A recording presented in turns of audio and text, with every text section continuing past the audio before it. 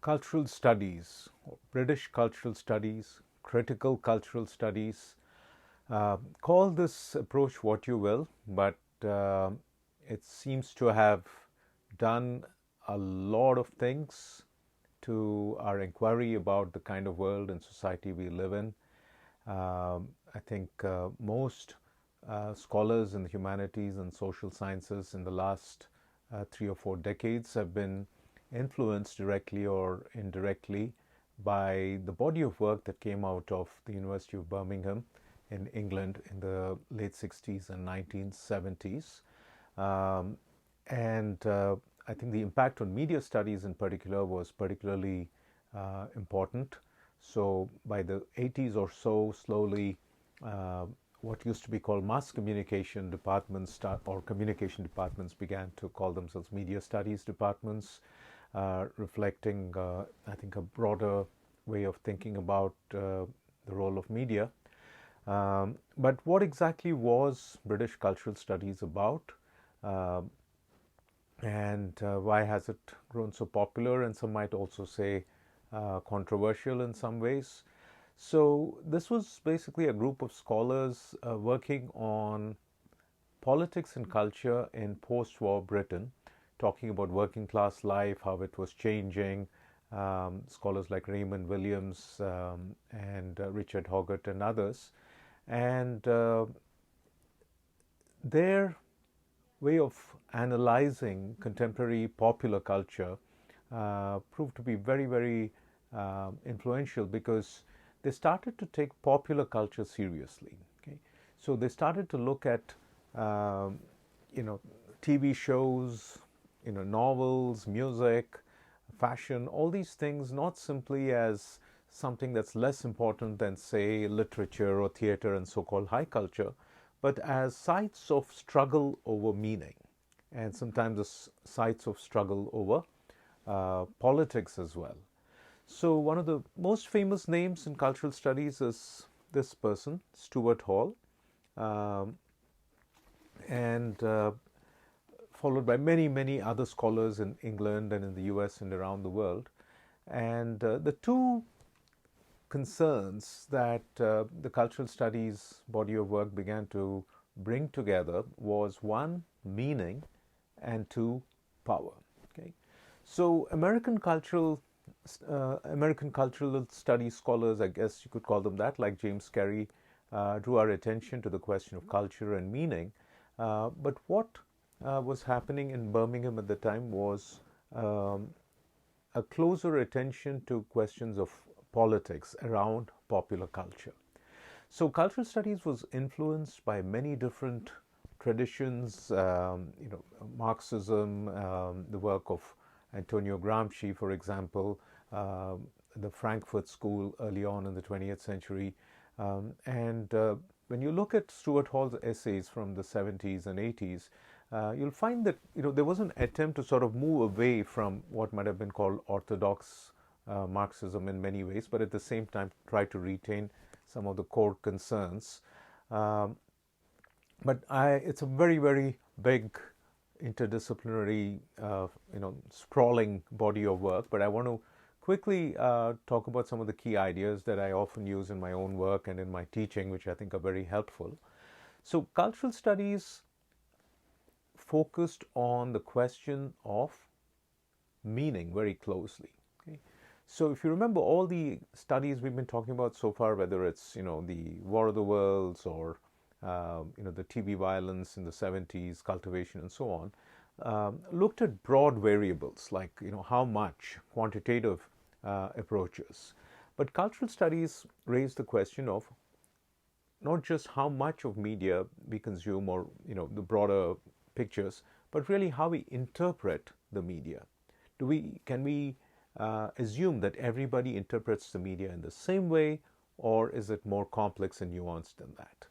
So, to address this question, they borrowed from a branch of linguistics known as semiotics, which is sometimes described as the study of not what things mean, but how things mean. Okay? So, semiotics, to simplify, breaks down signs into signifiers and signifieds, which can be understood as, the physical or material part of a sign and the meanings we sort of attach to it. And what the critical cultural studies scholars began to do was to understand very closely at the different ways we lend meanings or interpretations to these media texts, which in themselves are just texts.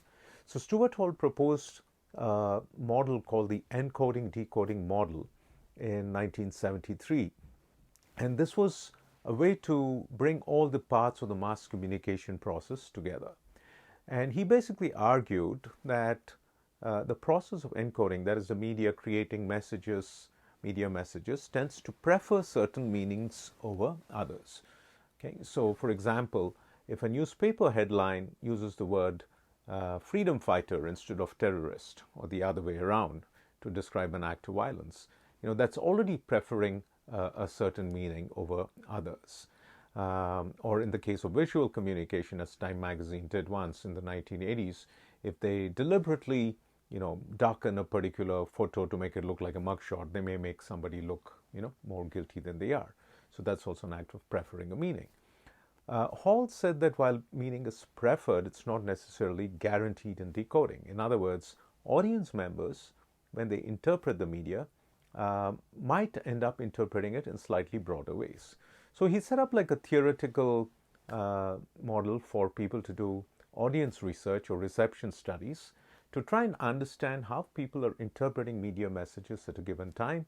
And more importantly, what does it tell us about politics at the time? What does it tell us about different groups of people, the relations between each other, who wins, who loses? What are the consequences of some meanings, some interpretations becoming normalized, becoming our common sense, as it were? So one very well-known study that came out from that time was by Justin Lewis and Jhally, who were my professors at the University of Massachusetts. And this is a study of a very popular sitcom in the 80s known as The Cosby Show.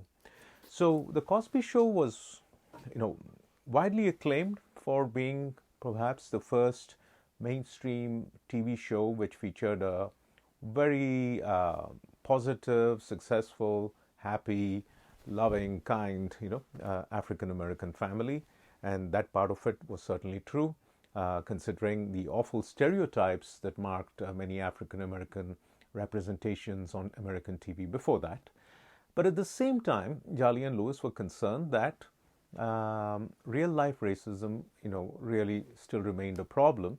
So they conducted in-depth audience studies to see how people were interpreting the Cosby Show.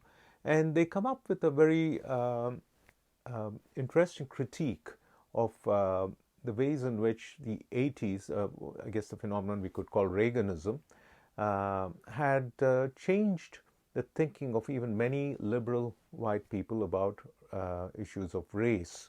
Many people they interviewed, for example, would sort of say, like, look at the Cosbys, the Huxtables in the Cosby Show, it means that racism has ended. So naturally, if there's still, any poverty or crime or any problems in the African-American community, it must be their own fault.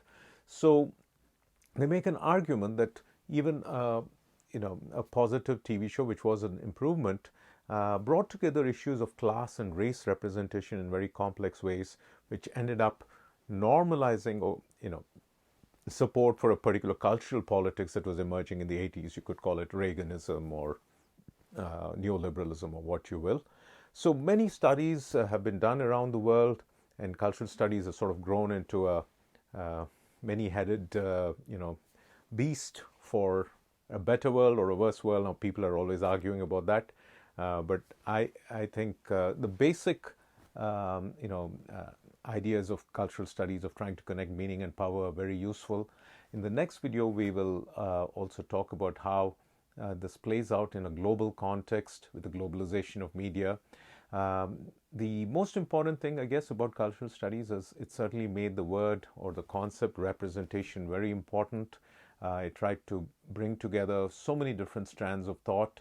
One more book I wanted to mention since I have the MTV flag on my little graphic here, is the study of MTV by my dear late friend and colleague Andrew Goodwin, called Dancing in the Distraction Factory.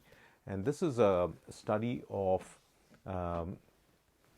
music videos. And so cultural studies made the study of popular culture very, very relevant to an understanding of contemporary politics and where the world is going and so on. And in the next video, we'll talk more about this in a global context.